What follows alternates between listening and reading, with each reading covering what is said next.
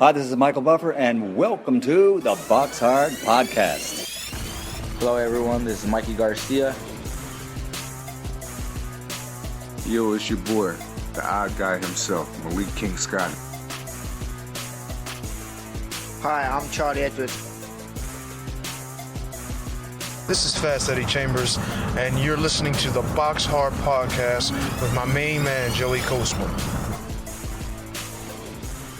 Hello everybody and welcome to episode 127 of the BoxHard Podcast. I'm your host Joey Coastman. I'm joined as always by the ever elusive Mr. Ayaz Sumra.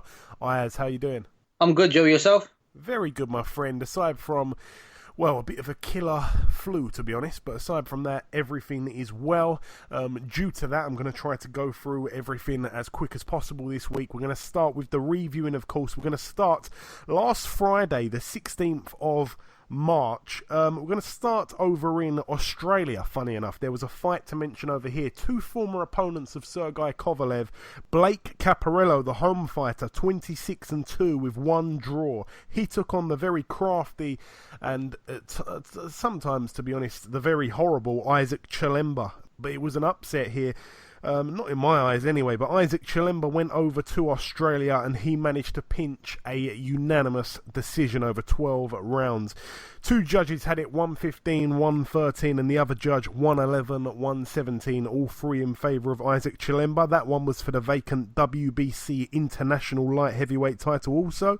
So, yeah, nice little win there for Isaac Chilemba. He takes back to his native a little piece of silverware. Also, in a different part of Australia, one fight to mention on this one, former world champion Sam Solomon. He was out in what was his 60th pro contest. It was a draw though, a majority draw against a guy called Wes Kappa, who was 19-2. Hasn't really fought anybody, to be honest. I mean, Sam Solomon, he very much should have retired a long time ago, but it was for the vacant IBF International Middleweight title, and like I say, in his 60th fight, he's been took to a draw there by Wes Kappa. So, yeah, I think the other judge who didn't have it a draw, obviously with a majority draw, two judges had it a draw. One judge had scored it for one of the guys. I think that the guy that got the scorecard in their favour was actually Wes Kappa. I think one of the judges gave it to him. It was quite a close fight though, I believe. Moving over now to Estonia, another close fight over here. You wouldn't have thought so on paper going in, but Robert Helenius, 25-2. He just about scraped a split decision over 8 rounds against a guy called Yuri Bakatsu, who was 10-14 with 3 draws. So Robert Helenius now 26-2. Boy, oh boy. Moving over now to York Hall, Bethnal Green. This one was the David Hay show. I was there in attendance. It was shown, most of it anyway, most of the good stuff was shown on Channel 5. Just running through the card now with the results here. Daniel Mendez moved to 6-1. It was a points win over 4 rounds against Grigor Karastaniov, I think he said. Like I said, a points win over 4 rounds for him. Ricky Heavens moved to 5-0. He's also got 1 draw. It was a points win against Jordan Grunham, who went into the fight with a record of 2-20, now 2-21. So a 4-round points win there for Ricky Heavens. Also on the bill, Daryl Church, he moved to 6-2 with 1 draw. It was a stoppage win against Ricky Askew in the first round.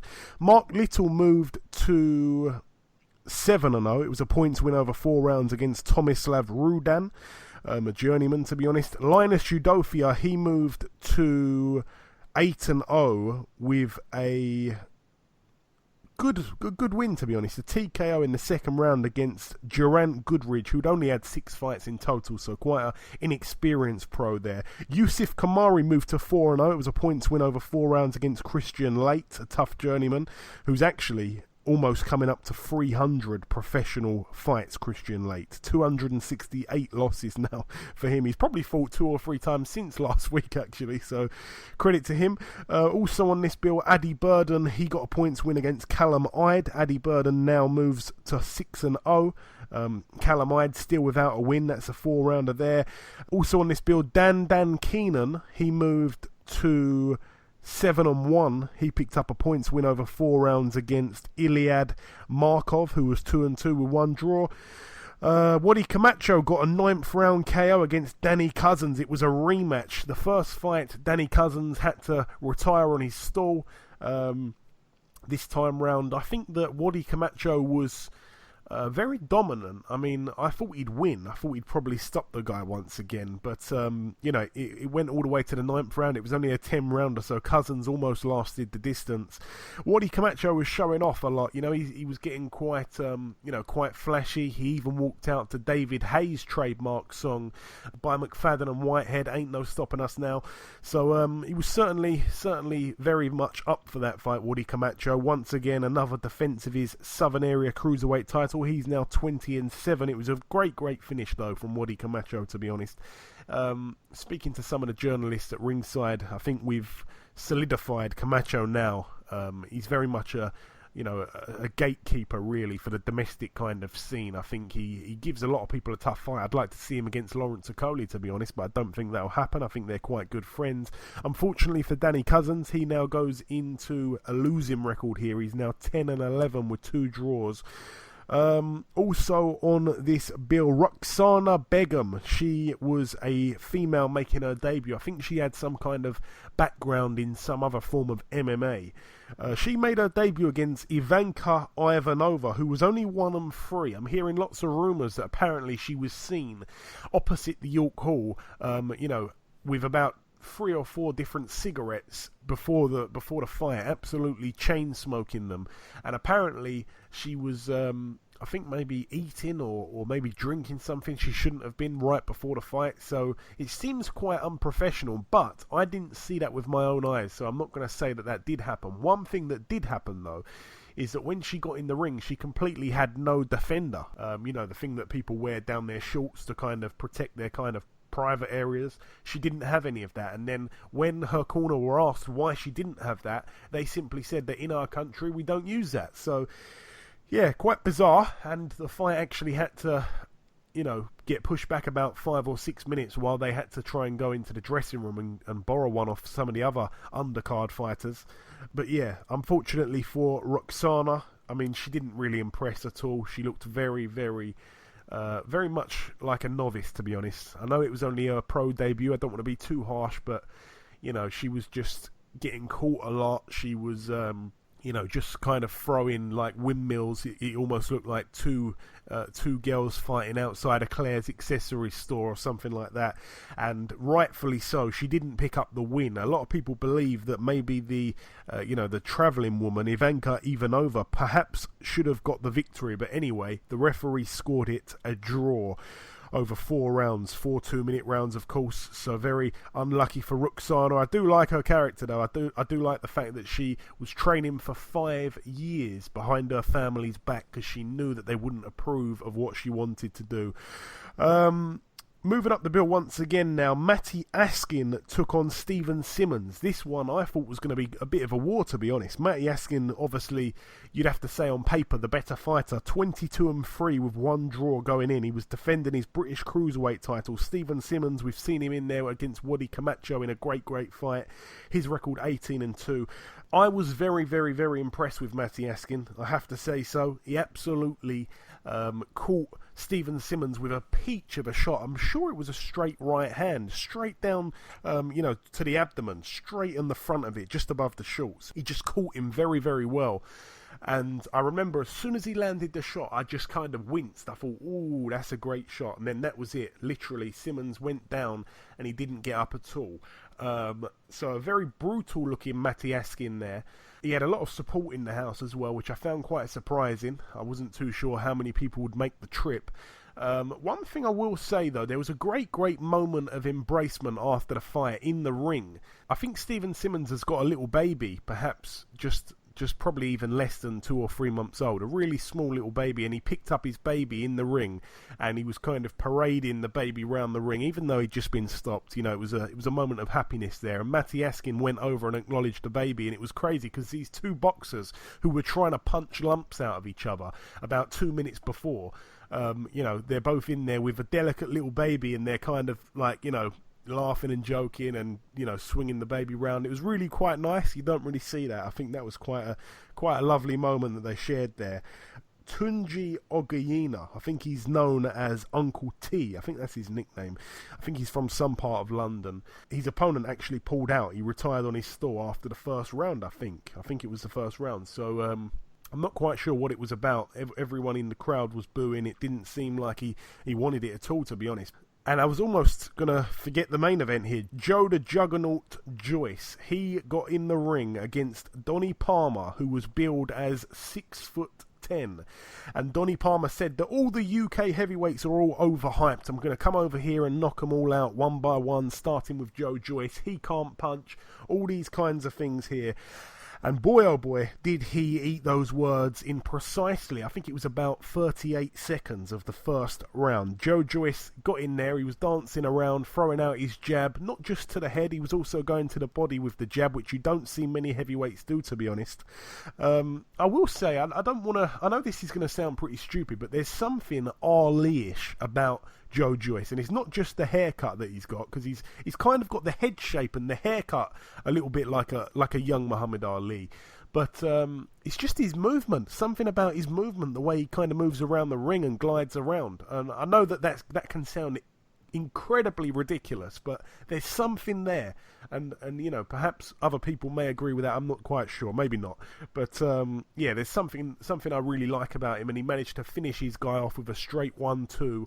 And that was all she wrote. Donny Palmer went down in a heap, and he got up, and you know, he collected his paycheck. But another very quick win there for Joe Joyce. I'd like to see him stepped up. I know that Joe Joyce, this is a bit of an exclusive here, but Joe Joyce will be releasing a song soon. Okay, and all I'm gonna say is hint Chisora. That's all I'm going to say. I'm going to tease you with that a little bit there. Moving over now to the Madison Square Garden Theatre in New York, USA. This fight, or this whole bill actually, was shown on Box Nation.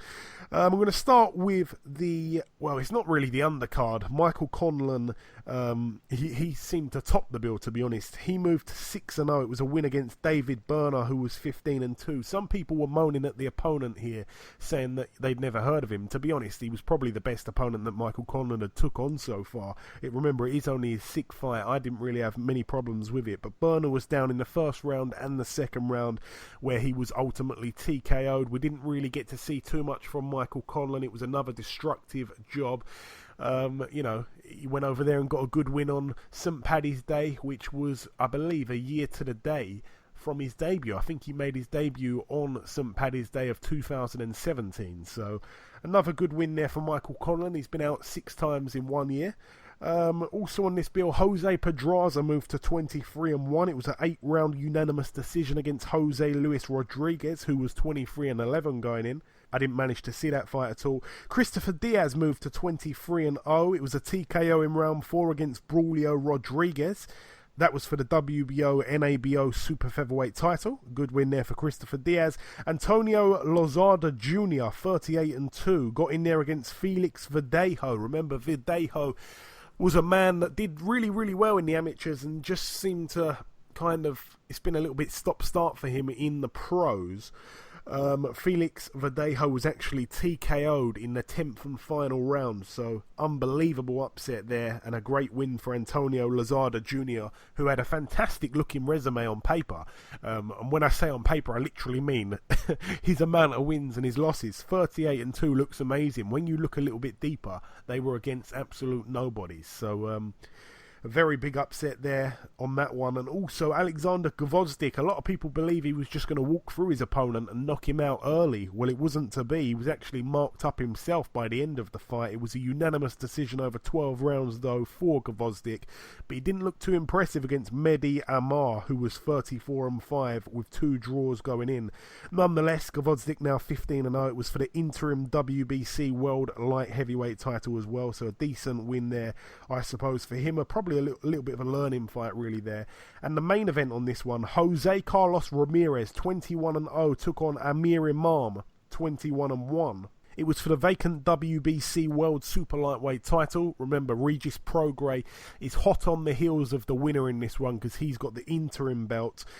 I actually thought that, I mean, we didn't go to the prediction leagues, but I actually thought that Jose Ramirez would probably stop him late. Well, that wasn't what happened here. It went the full distance. I will start just a little bit of a rundown with the fight here. The first round, I think that Amir Imam landed a really, really good uppercut. And, you know, he's got quite a spiteful jab, Amir Imam, when he uses it. He really pops it out. You know, he's very accurate with it as well. I think he's got a great jab. He's got a lot of good skills when he uses them. And I felt that the early rounds, I mean, probably the first two or three, maybe four, I found them quite hard to score, to be honest. I think that Ramirez, he seems to have the more eye-catching work of the two. He seems to be the guy that lands the punches in bunches. And what I like about Ramirez is he positions his feet really, really well. Like when he's on the attack, he's able to quickly get in position and quickly position them correctly in order to maximise that punching power. He seems to do it very quickly. And in the later rounds, that was when Ramirez really, really went to work and, you know, was starting to bust Amir Imam up, to be honest. Both fighters fought with lots of desire and grit, but I think at the end of the proceedings, the right man got the decision. A few very different scorecards by the three judges, but all of them were ruled in favour of Jose Ramirez, the rightful winner in my eyes. One judge had it to Ramirez, I think it was 7-5 he had it, which was very close, and then another judge had it a complete shutout. So yes, a few strange scorecards there, I suppose, but it's nothing new in boxing, unfortunately, is it? But yeah, that really wraps up the reviewing. Before we wrap up part one, there's one last thing to do. That, of course, is to welcome our very first guest. Ladies and gentlemen, please welcome the 2008 Olympic gold medalist and former IBF Super-Middleweight champion of the world, Mr. James DeGale. James, welcome to the show. Hello. How are you? I'm very good, my friend. Yourself? You're right, yeah? Yeah, all good. Training hard and feeling great, if I'm being honest. Excellent, man. That's what I like to hear. So, James, first and foremost, the rematch is now on. You'll be travelling to the United States to face Caleb Truax on April 7th on the undercard of Lara and Hurd. I was sat there ringside for the first fight, James, and, you know, watching you in the ring that night, it wasn't the James DeGale that I'm used to seeing. It appeared like you'd almost got older overnight, because quite rightly, before that fight, James, most people, including myself, would have said you were the best super middleweight in the world, bar none. What seemed to go wrong in the fight, James? Well, there was a lot of things. Well, actually, I'm lying. There wasn't a lot of things, but it's simple.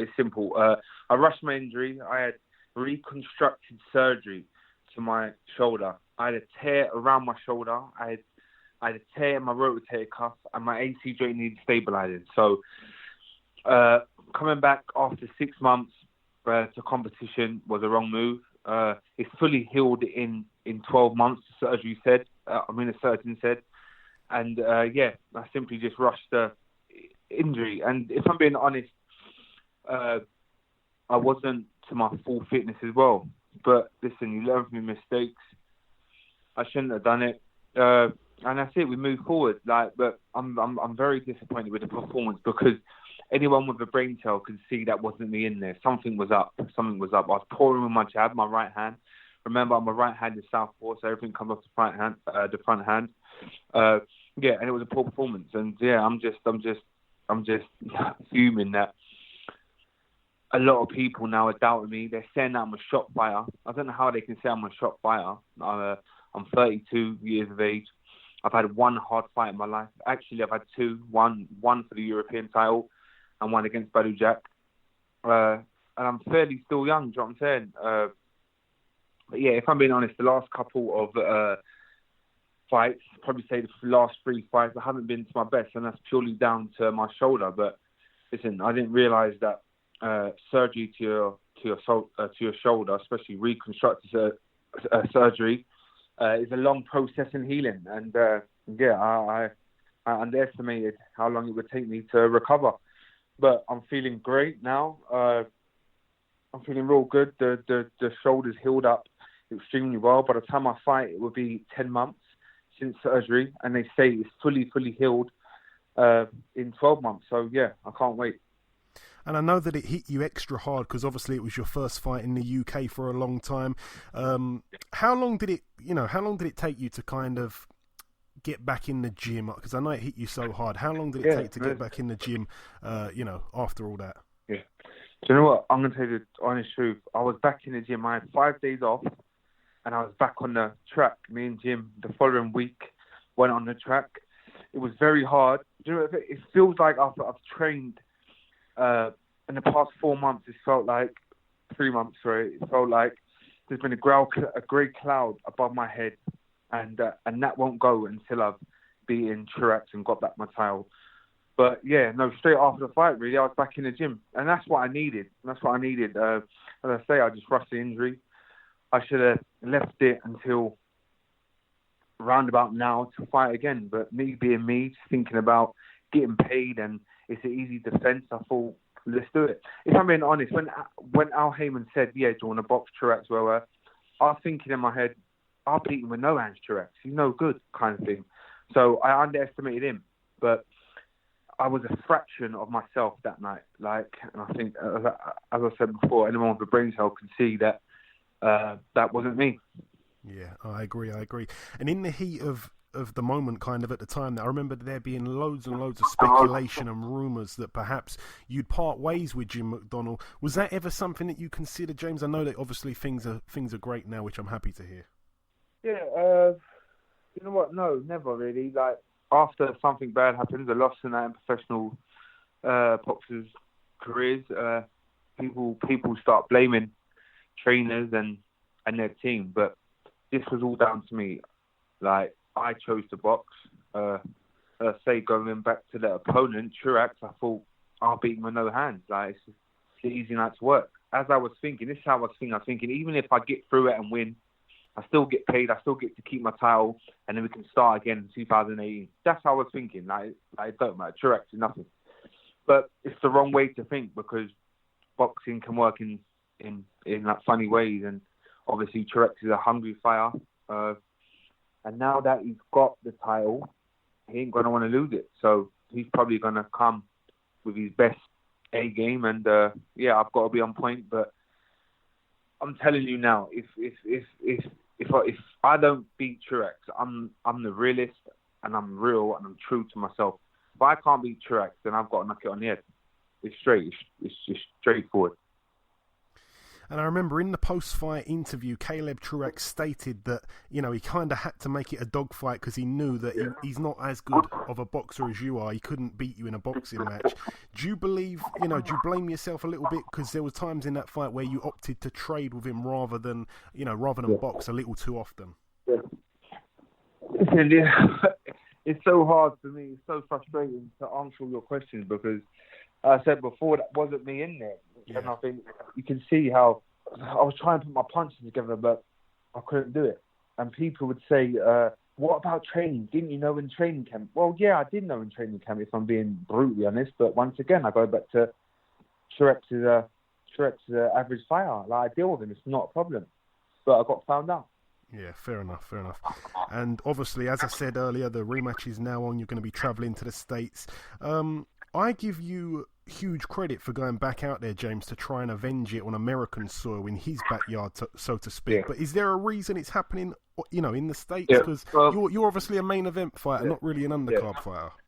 Well, that was the only way I wanted to do it. Do you know what I'm saying? He come over to my home city and took my title away from him, and I thought I had to do that in the return, kind of thing. So, it felt like he was a big. He was a part of the embarrassment on fight night, and I need to go to his home city, and beat him in good fashion, and that's what I'm going to do.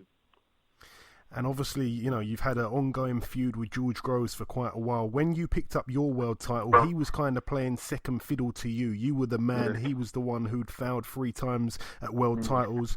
You were on a big unbeaten streak. Now it would kind of appear, for the time being, that the tables have flipped a bit. He's getting loads of attention being in this World Boxing Super Series tournament.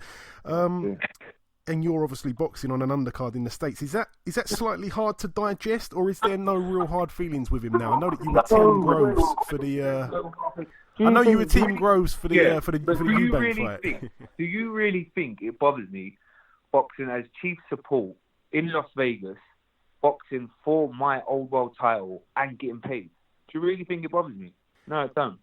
Okay, is there still some ill feeling towards him? Obviously, like I say, you were on his team for the Eubank. Listen. Yeah, listen. He's on his own path, his own journey. Yeah, I've got no hard feeling to grow. You know what I'm saying? As I say, boxing works in roundabouts. There's a lot of ups, a lot of downs. You know what I'm saying? And I lost my title. I need to come back and deal with Truax before I think about anyone. But yes, I do respect Groves. He's gone on to become world champion and obviously beat Eubank, an unproven hype job, really, if I'm being honest. So yeah, he's got credit for that, but it's part of it. And just the last couple questions now, James. Who do you believe wins the World Boxing Super Series final? Callum Smith, or George Groves? I initially said Smith, but I still think Smith. But if I'm being honest, Groves looked all right against. He boxed well against Eubank. But how good is that win? Like, how good is Eubank? Well, we found out how good Eubank was. But it was the way Groves dealt with him. I'm going to stick with Callum Smith, but as I say, man, it's a good competitive fight, and whoever comes through it has done well to win the tournament. And I was speaking to David Benavidez a few weeks ago. He was saying that he actually has got a desire to fight you, providing you beat Truax. He'd love to fight you for a unification. Is that a guy that's in the back of your head at all, or are you just completely focused on Truax this time around? Listen, I'm completely focused on Truax, but obviously, as a professional athlete, you've got to have some sort of a plan kind of thing. And yeah, that's a fight that I would like after this. But for the time being, my focus is on Truax and nothing else. Absolutely. And the final question, James, you don't have to give it to us if you don't want to. Have you got any kind of prediction for your fight? How'd you win come April 7th in Las Vegas? Obviously, James DeGale win, and it has to be dominant and it has to be a standout performance. Otherwise, I won't be happy. So just look forward to a good fight, but a fight that I'm going to win and win with flying colours. Absolutely. Okay, listen, James, it's been a true honour interviewing you. I've always been a fan of yours. I always will be. Thank you for your time. Best of luck April 7th. We'll catch up sometime after. Thank you very much, sir. Okay, now it's time for part 2 on this week's show. This part is the news part. Let's bring in the man himself with all the news in the boxing world, Mr. Ayaz. The big news that came out this week is that Billy Joe Saunders' fight against Martin Murray has been postponed after Billy Joe Saunders has sustained a hand injury. Yes, it's been pushed back to June the 23rd. It's a bit of a shame, really, because, you know, not just that fight itself, which I wasn't overly looking forward to, because I think Billy Joe's just going to play with him, really. I think he's going to comfortably win on points. But, yeah, you know, that fight's off. And also, all the undercard fights, you know, they're not going ahead. I know that they're going to try to look to reschedule Terry Flanagan's fight and stuff like that. Terry was on the show last week, obviously. He was raring to go by the sounds of it. So, it's a great shame for everyone involved, really, on the whole bill. But, yeah, I mean, I'm glad that they've postponed it and they've already got a date agreed. That's what I do like. That seems like, you know, it's going to probably come around quite quickly. You know, it's about, about 10 weeks it's been pushed back. So, you know, it's probably not going to be too bad. But what I will say, there was good fights happening on every single weekend, not so much last weekend with Imam and Ramirez, but from this weekend there's a good fight on every single week for about 9 weeks, I think it is, and I'm just going to run through them now. Obviously this weekend we've got Brown and White. The week after that will be obviously Joshua Parker. The week after that will be DeGale and Truax, the rematch. Also the top of the bill over there is Lara and Hurd. The week after that, the 14th, that was supposed to be this card here. The week after that, we've got Donaire and Frampton, and also we've got Khan and LaGreco. The week after that, which will be the 28th, we have Daniel Jacobs against Selecki, and also we've got Duapas against Big Baby Miller. The week after that, we've got David Hay and Tony Bellew. Also, we've got Canelo and Golovkin. The week after that, we've got Linares and Lomachenko. The week after that, we've got Badu Jack and Adonis Stevenson. And the week after that, we've got nothing. But yeah, it was quite a good thing that there was fights every weekend. But unfortunately, this one, which seemed to be slap bang in the middle of all that lovely, all those lovely boxing matches, that one's fell through. So there will be a week with nothing now on April 14th. So it is what it is. But yeah, I feel sorry for all the undercard fighters. It was a hand injury, like you say, Ayaz, and it's been rescheduled. That's the most important thing, I suppose. But yeah, these things happen, don't they? So it's a shame, but it happens all the time now. Anthony Crawler will fight Edson Ramirez on the Anthony Joshua vs Joseph Parker undercard. Yeah, Edson Ramirez is a guy from Mexico. I mean, he's not well known at all. Like I say, his record is 18-2 with 1 draw. He's not a big puncher. He's only got 8 knockouts. His 2 losses actually came in his second and third fights. They were both split decision losses over 6 rounds, so they can be debated a little bit, I suppose. One of them was to Jose Cayetano, who, fans will know quite well. He took on Kid Galahad, he took on Scott Quigg, he took on Leo Santa Cruz, so that's no real shame in losing to him, I suppose. The other one was to a guy called Diego Gonzalez, who only went on to have 10 pro fights before retiring. So you can't really read too much into those losses, I suppose, and his draw was a majority draw to a guy called Julio Barraza, who is currently 17-1 with 1 draw. His 1 loss came to Samuel Gonzalez, but without going too deep, he's a Mexican. He hasn't really got a marquee name on his resume when it comes to who he's won against, unfortunately.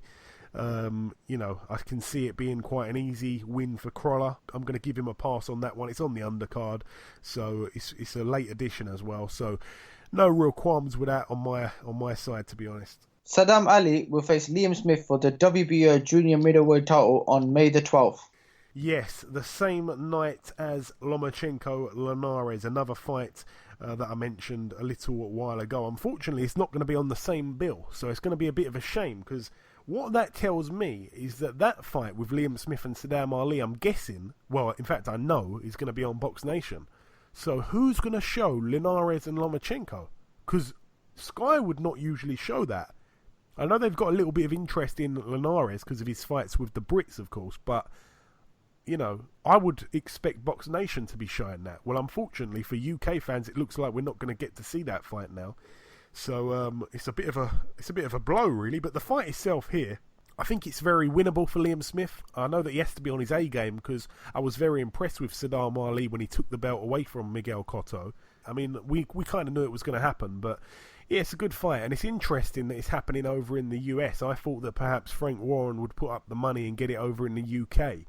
But it wasn't to be, which was quite surprising in my eyes. But yeah, all the very best to Liam Beefy Smith. He's probably, you'd have to say, arguably anyway, the best out of the 4 Smith brothers. So yeah, I mean, some people don't like him, but I don't mind him. So hopefully he goes and gets the job done and becomes a 2-time world champion.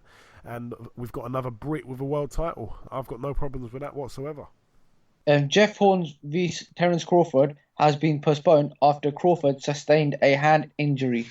Yeah, I just realised that that's actually a fight that I missed out of all those great fights. That one was set to happen on April 14th also. We know that Manny Pacquiao pulled out of his fight with Mike Alvarado a few weeks ago, and that really took a big piece of the pie, I suppose, out of that bill. Now that the main events fell through, it's a bit of a shame.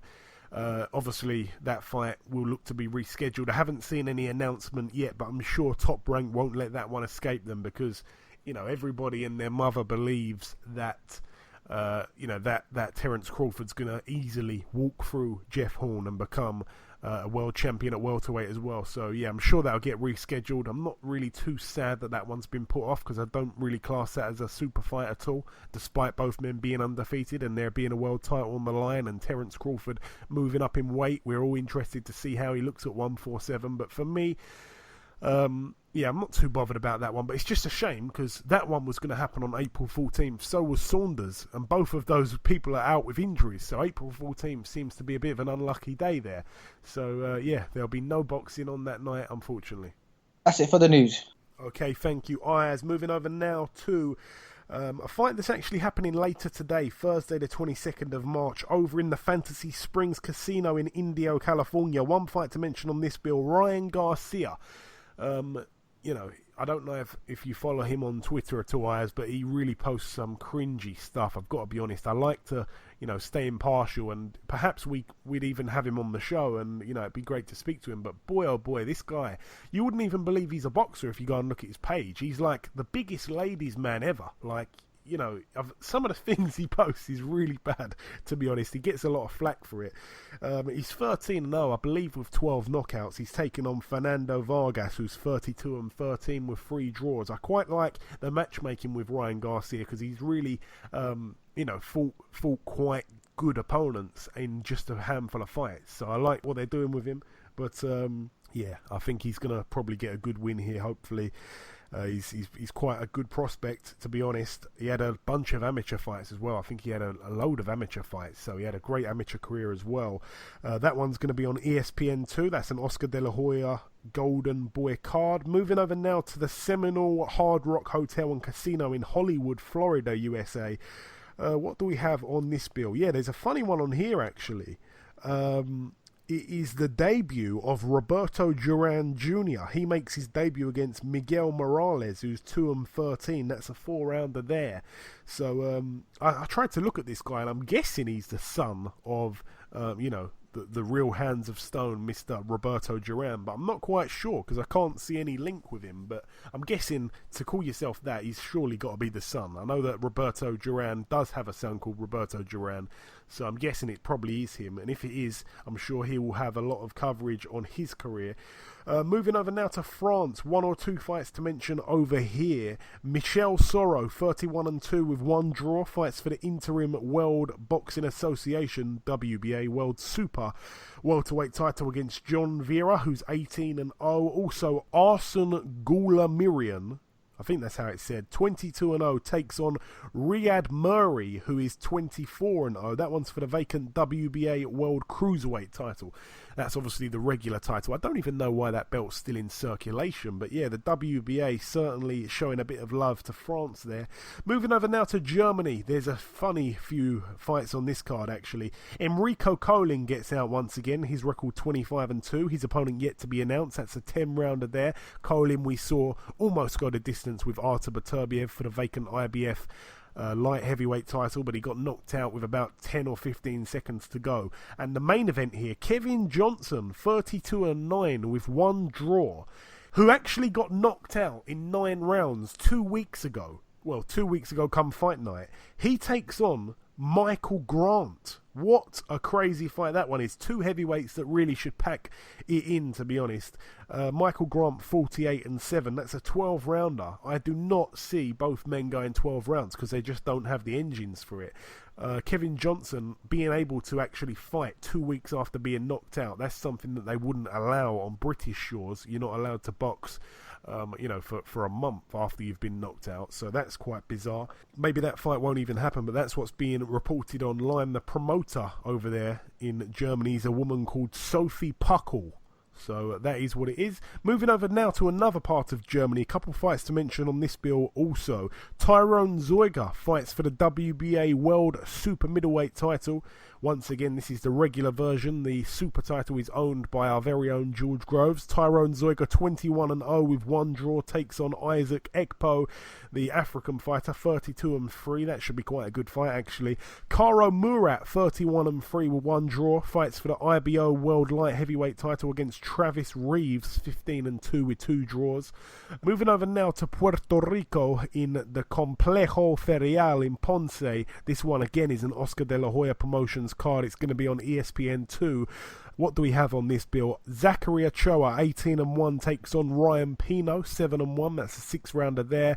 Joshua Franco, the prospect out of the Garcia gym, he is 13-0. He takes on Lucas Emmanuel Fernandez Leon, who is 11-1 with 1 draw.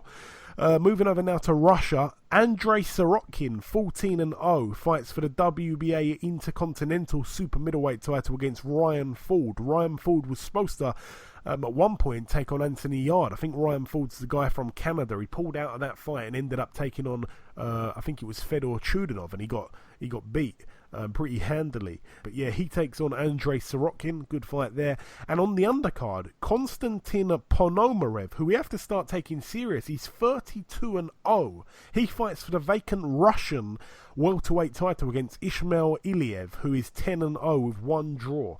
And Konstantin Ponomarev, I mean, Jesus Christ, if he wins this, he becomes 33-0, and he's still fighting for the Russian title. What's all that about? I'm not quite sure.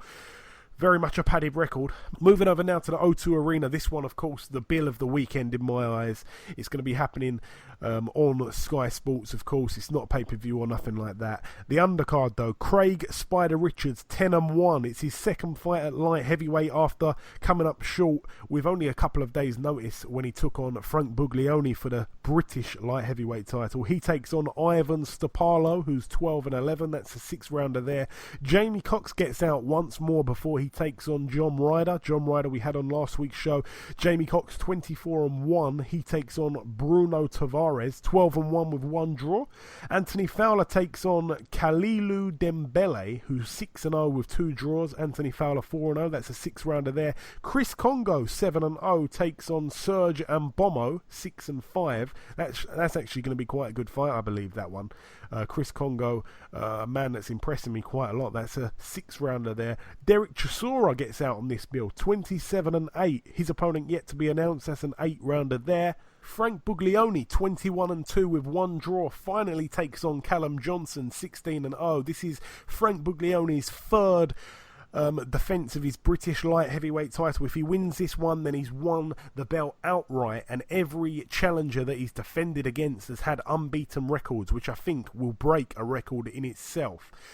Credit to Frank Buglioni. Everybody knows he's a friend of the show. The reason why we haven't had him on the show is because we've interviewed him when he was supposed to be taking on Callum Johnson the first time round. Obviously the fight got pushed back. I can't really remember what for now, so I didn't really see the point of interviewing him again about Callum Johnson. So perhaps if he comes through this fight, we will be speaking to him. But yeah, Callum Johnson 16-0, definitely not to be overlooked, by the way. He had quite a good amateur career as well in the Commonwealths.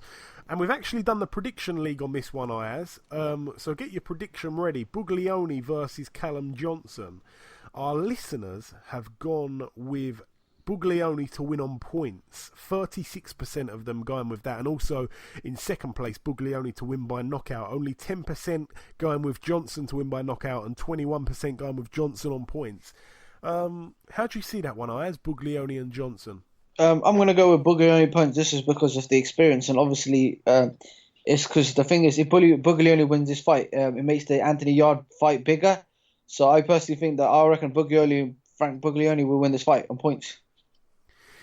Yeah, so you're agreeing with the listeners. I'm going to agree with that as well, purely on the fact that Buglioni, even though he kind of got through off a little bit himself when he took Craig Richards on with only a couple of days' notice, I actually thought he'd probably stop Craig Richards, and I know that sounds quite bad because, again, Craig's one of my good friends, but, Craig had only had a fight like 7 days before or 6 days before, and there he is, fighting for the British title with only a couple of days' notice. So I thought that he probably wouldn't last the distance, Craig, but he did.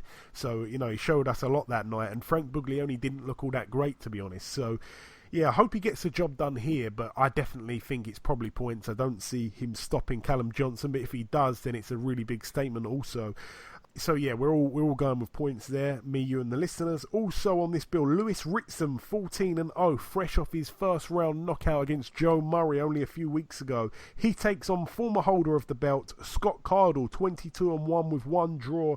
It is Lewis Ritson's second defence of his British lightweight title, hoping to, quickly try and get his 3 defences before he progresses onto something a little bit bigger than the British title. No disrespect, it's the best belt in boxing in my opinion.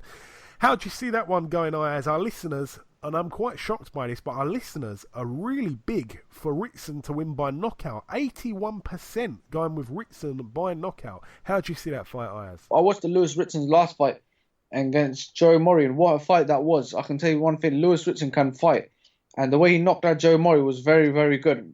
And to be honest, I'm going to go with Lewis Ritson to win by knockout as well. Okay, so you're agreeing with the listeners. I'm actually going to go against you both. I think that Lewis Ritson will probably win a points decision. I think Scott Cardle's very awkward. He hasn't really shown any frailty in his chin or anything like that either. I hope I'm wrong, actually, because Scott Cardle sent me a Team Scott Cardle t-shirt, so I'm going to be wearing that on the night probably. So yeah, credit to both men there. I do really like the look of Ritson. I've got to be honest, he looks the real goods at the moment, really flying through people, very young as well. Yeah, obviously that's a 12-rounder. Lewis Ritson 14-0, and the main event here, Ayaz, I've been watching. The gloves are off. I think I watched it a few days ago now. Dillian Whyte 22-1. He takes on Australia's unbeaten Lucas Browne 25-0. It's for the WBC silver heavyweight title. A very risky fight for both men, Ayaz. I mean, more so for Dillian Whyte, because I think he's the one who's got a lot more to lose. He's the one with the big high ranking with the WBC. He's almost, I think he's mandatory, isn't he, when it gets called? So, yeah, he's risking a lot against Lucas Browne, who can certainly punch. And remember, he's unbeaten as well. He's gone on the road before and picked up wins, something that Dillian Whyte hasn't done. I think it's a really, really good and close fight, and a lot of people believe it's quite one-sided for Dillian Whyte. I'm quite surprised by that. I think it's a very close fight, that one. Yes, you're right about this. I think it's a very good fight. Obviously, Lucas Browne's a former world champion, WBA heavyweight champion, and I'll tell you something. Dillian Whyte does not get enough credit. Now, if you look at it, he's been calling out the big heavyweights, and nothing's been going his way. I personally reckon if Dillian wins this fight, and I'm telling you this, I personally think that I'm going for Dillian Whyte to win this fight on points against Lucas Browne. And I'll tell you why, because I think Dillian Whyte, you can see the difference. And I've been watching videos of him, clips, and he does look very different. And to be honest, Dillian Whyte, I think he will win by points, and I reckon he'll be boxing him. Now, I think if Dillian Whyte wins this fight, I personally think he'll get the Wilder fight next. Well, I'd like to see that fight. I mean, Dillian Whyte, he does need to box him. He certainly can't afford to be trading with Lucas Browne. I definitely give Lucas Browne the edge in power. One thing that I do give the edge to Whyte with, though, is that Lucas Browne's been very inactive. Whether that's his own fault or not, he's been quite inactive now. I think he was saying he's had 3 fights in 3 years, which just isn't good enough. Dillian Whyte, he showed me a lot in the Chisora fight. Despite what you thought about it, he managed to go the distance, and it was it was a war, wasn't it? It simply was a war. So yeah, I think that he's kind of been in the trenches. But one thing that not many people remember is when Lucas Browne won the title, he was on the deck himself, and he climbed up to win by stoppage in Russia.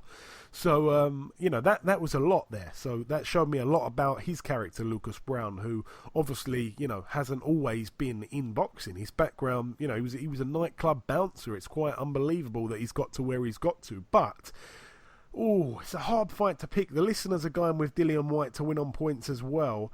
I am actually going to go with a late stoppage for Dillian Whyte. But I wouldn't be surprised if Lucas Browne chinned him. I really wouldn't, But I really am looking forward to this fight. I think it's going to be a very good fight. To be honest, I think it's a bit of a toss-up. So, yeah, I'm really excited for it. I really am. And like I say, hopefully the winner can go on to big things. I know that Anthony Joshua wants to face Dillian Whyte again. I mean, that's not really on my priority list for Joshua's next few opponents, to be honest. But yeah, I mean, if Lucas Browne wins, let's have it right. I mean, if Lucas Browne were to win and Joseph Parker were to win the following week, that is a huge, huge fight for New Zealand and Australia. That would be unbelievable. But I don't think that will happen. I think that, Dillian Whyte probably wins. Let's just before we wrap it up, Ayaz, let's just go through the attributes here. We'd give the edge in power to Lucas Browne, right? Yes. How do you see the stamina? I think I'd probably lean with Dillian Whyte on stamina, even though I don't think he's the most energetic boxer. I think he can get a little bit one-paced kind of thing as the fight goes on, but I'd probably lean to him with stamina. Would you agree with that? Yes, I would. He's slow. He's got okay stamina, and I think with him, his jab is very, very good, and his accuracy. So I think it'll be a very good fight. Yeah, he's definitely got the edge when it comes to jabs. And like I say, I really think that he needs to box to win this fight. I don't think he should go looking for Brown, certainly not in the early parts of the fight at all. But Lucas Brown, you know, he's been training really hard as well. He looks in great shape, and I'm just really looking forward to it. I mean, you know, it's not the greatest fight ever, but I think it's very much a 50-50. There's great odds, by the way, in the betting shop with Lucas Brown by both methods, points or stoppage. So, yeah. Credit to both men, though, for getting it on. Credit to Dillian Whyte for taking it. He truly is a fighter that I believe would fight anybody. And sometimes I think it's a little bit of a downfall, because he'd probably take, you know, a fight like this, like he's took. If he loses this, and that's it. His ranking's gone. He won't be fighting Wilder for sure. That's it, you know. So, yeah, a lot of credit to Dillian Whyte. We know he's got balls anyway. We don't need to question that at all. And Lucas Brown, credit to him for stepping up and taking the challenge. Another very risky fight for him. A fight that some people would say he didn't want before, and now he wants it. So hopefully it's a great fight. Hopefully it's as good as what I'm building it up to be. But yeah, that is it for the previewing. Just before we wrap up part 2, there's one last thing to do. That, of course, is to welcome our second and final guest. Ladies and gentlemen, please welcome the former IBF Super-Welterweight champion of the world, Mr. Carlos Molina. Carlos, welcome to the show. Thanks for having me on the show. Hey, it's my pleasure, my friend. So, Carlos, I told our listeners last week that my aim was to try and get both you and Josh Kelly on the show at the same time. At that time, I hadn't heard back from Josh Kelly. I didn't realise, but I was actually messaging him on his birthday, so I'm guessing he was probably a little bit busy around that time. But when he did get back to me, he pretty much said he'd be happy to do it as long as his promotional team were happy for him to do it. But we haven't heard anything back from his promoting team. So, yeah, therefore, it hasn't happened, which is a bit of a shame because it would have been quite cool. But yeah, we last spoke to you, Carlos, in August 2016 in what was, to be honest, one of my favourite interviews ever, because we spoke about, you know, literally your whole career up to that point in great detail, and, you know, some of the many big nights of your career. And, you know, when we last spoke, it was just after you'd beaten Carlos Gorham. Later on in that year, you went on to beat Diego Cruz over 8 rounds. However, if you don't mind me saying, 2017 was a pretty bad year for you. You had 2 fights, you lost both of them. The first one being to Carlos Adames and the second one to Ahmed El Musawi. Both of those losses were by decision. Were they controversial at all, Carlos? I haven't seen them. I know that Carlos Adames is a very good fighter, though. There were 2 close fights, and 2 close fights in their hometown.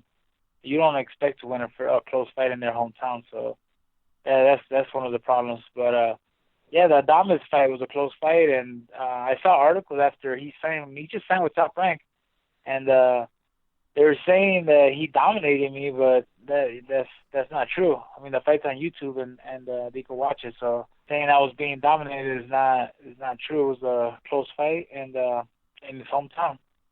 Yeah, I understand that. And obviously, next up, you will be travelling to the UK to fight our very own Josh Kelly. I'm sure that you know that he's an Olympian. He was quite a good amateur. Do you know much else about him at all, Carlos? Well, I mean, I didn't even know who he was when they told me about the fight. I had to Google it. But, yeah, I saw just what I read and what I saw.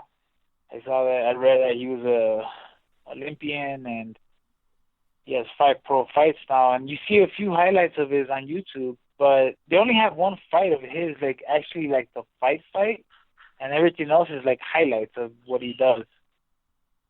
Oh, interesting. So, yeah, they only got that one with 2 fights ago, I think, when he fought that Mexican kid. Right. It doesn't ring a bell. I can't remember the guy's name, but yeah. Yeah, me either, but, yeah, that's 2 fights ago. And that's the only one that they have the fight. It's only 2 rounds, and they have the first and second round. And everything else is highlights of what he's doing. Yeah. Okay. And when this fight was being made between you both, who reached out to who? Did you put yourself forward, or did his promoters get in touch with you first? Well, I put myself forward trying to get some fights in the UK, and then they called me back, and they let me know they had an opportunity for me against Josh Kelly. And then so I checked him out to see who he was. And then I saw that he only had 5 fights. So I was, like, a little confused at the time. I was like, man, 5 fights? I'm like, are they for real? They're going to give me this fight or what? You know what I mean? Not to say that, I just anyway with fighting a guy that has 38 fights, former world champion. I mean, I just thought it was like a mistake or something, but I guess not. Now, obviously, you know the way that the boxing business works. You know it very well. Obviously, Eddie Hearn has had a look at you and believes that his man can beat you, a former world champion. It will be a great name for Josh Kelly's resume. Obviously, you're here to upset those plans. Josh Kelly's coming off of 4 straight knockout wins in a row inside 5 fights. But obviously some boxing fans may not know, some of the people over here that may not know, you've never been stopped despite, having 8 losses on your resume. You fought the likes of Julio Cesar Chavez Jr., Ishe Smith, Cornelius Bundridge, huge punching James Kirkland, Erislandi Lara, Kermit Cintron, Mike Alvarado, there's many more. None of those could stop you. Do you believe Eddie Hearn and his team have made a bad move selecting you as an opponent? I think so. I think more than anything, I think because I was getting ready for this, like for a fight in April. I didn't have a fight, but I was getting ready mentally and physically and in the gym for a fight in April. And like you said, I had a bad year in 2017, and so I had to regroup. And over the holidays, I was in Michoacan, where I got family. I got my grandma, my aunts, uncles, family. So I was hanging out there, still working out. November, December, and then as soon as January hit, it was like bam, just like that. As soon as January hit, I started off watching my weight, watching my training every day, Monday through Saturday, watching my food, watching my sleep, and just no messing around from January. So January, February, I was getting myself ready for April because of those last 2 losses that I had. I knew what I had to do to come back and be on top again. And I knew what I had to do, and I did it. And then next thing you know, like 3-4 weeks from the date of this fight, March 31st, they called me about a fight with Josh Kelly. So I'm already have all this training behind me, and then I got 4 more weeks. So that's perfect for me. Brilliant, man. Brilliant to hear you say that. And obviously, you were a world champion at junior middleweight, and this fight's at welterweight, which a number of your last fights have been at. Just to clarify, welterweight is your best weight, right? Well, I mean, I think so. I think it's either welterweight or I think both weights. But I think that like my last 2 fights, I lost not because it was at welterweight. I just feel like I lost because of my game plan and my training and everything that led up to the fight. I mean, if that fight would have been a super welterweight at junior middleweight, then I feel like it would have been, the same thing. Close decision losses, and that's what I had to go back and fix. Whether it's in welterweight or junior middleweight or middleweight, whatever. If you don't fix it, if you don't fix what you're doing in the ring and your training, then you're going to get the same results. I don't struggle with it either way to make weight.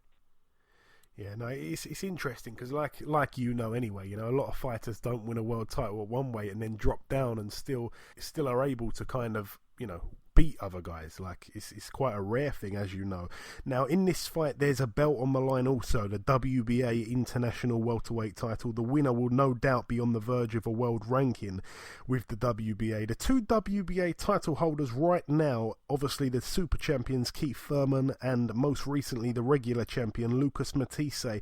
Obviously, without looking too far ahead, Carlos, which one of those 2 fights whet your appetite most? Yeah, like you said, without looking too far ahead right now, I'm actually real focused on this Josh Kelly fight right now. But yeah, I mean, let's look past this for like you said, this question. Which one's more appetizing to me? I feel like, I don't know, I feel like whichever fight will be easier to make, I guess. Yeah.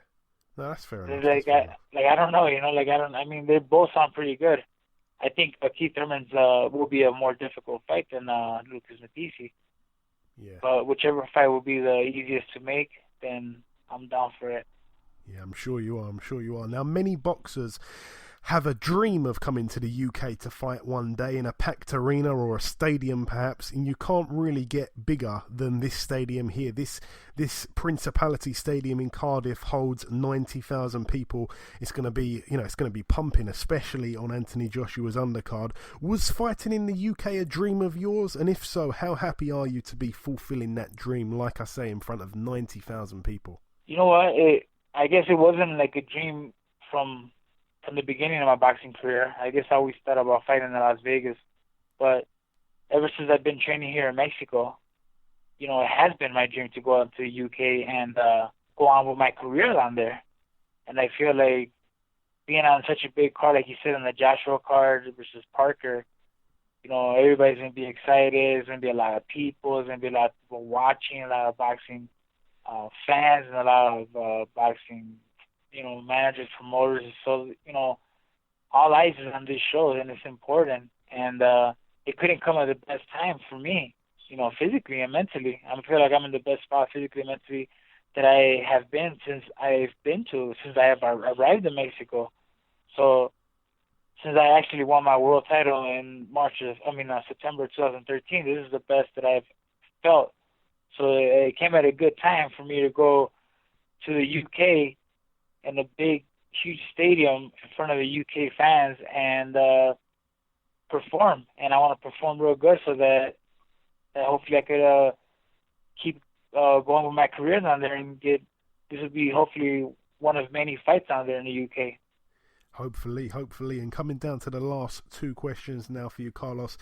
I must ask your opinion on this, obviously, because you're a Mexican fighter. What is your take on Canelo's failed drug test? Obviously, his excuse is that the meat is contaminated in Mexico in some parts. What's your whole opinion on this situation? That's a hard one. That's a hard one because I guess I heard of the meat doing that to people here and doing that to boxers or soccer players and doing that to athletes. So the thing is that it could be a good excuse on his part, but then again, the meat is like that. Like what do you do?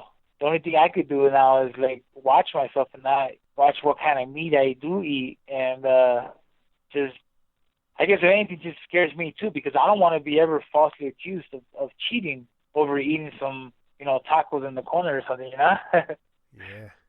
So it's like that's the scary part about it. It's like I don't know if you was cheating, but I'm a clean fighter and I will never do something like that. So I mean that's a hard one. I feel like they should maybe they should have something more accurate to catch fighters, because maybe even I heard that they said like a hair sample will detect it if you took anything within the last 6 months or something. So I don't know. That's a tough one because I'm scared of the meat now. What am I going to do? I'm eating chicken over here now. More chicken. It is a bit of a crazy situation. Obviously, we hope that Canelo's telling the truth, because he's no doubt one of the biggest stars in boxing. And the final question for you now, Carlos, what is your prediction for this fight, if you have one, if you're happy to give it to us? Obviously, earlier on in this interview, you said that a close fight away from home, you barely ever get the decision. You know that, especially going into this fight with all your experience. I'd imagine that you can't afford to have a close fight with Josh Kelly. How do you see the fight playing out, though? No, you're right. I can't afford to have a close fight, and that's one of the things that I went back and had to change from the last two fights. And that's one of the things I visualize in my head, seeing for this fight, is me just pressuring him for the first round and to see how many rounds he could take. How many rounds can he take my pressure? And that's pretty much that's the plan. Just smart pressure, smart, moving your head, not getting hit with everything that he's throwing, because he is fast and he has the reflexes, but he hasn't gotten the rounds and he hasn't gotten the rounds yet. So I'm gonna have to lose pressure from the first round till as long as he can handle it, and that's it. That's the game plan pretty much. Doesn't get any more. I guess I don't know what I'm looking for, but I guess that's just the plan. Just pressure him with smart pressure. Yeah. He can't be getting hit with everything, and I'm in great shape right now, so I can go 10 rounds as hard as I can. Excellent, man. Excellent. Well, listen, Carlos, thank you for your time. Best of luck for the 31st of March, and we'll catch up sometime afterwards, I'm sure. Are you going to be on there in March? Yes, I'll be there ringside. All right, then. I'll brother. see you then. All right, take care. Okay, and that wraps up episode 127 of the BoxHard Podcast. I've been your host, Joey Coastman. Ayaz Sumra has been Ayaz Sumra. We've brought you another 2 world champions this week. The former Olympic gold medalist and IBF Super-Middleweight world champion, Mr. James DeGale, and the former IBF Super Welterweight champion, Mr. Carlos Molina. Thank you to both of those guys for taking part in this week's show. Best of luck to everybody in the Prediction League this weekend. Thank you all for listening. Have a great weekend, people, and we shall see you next week.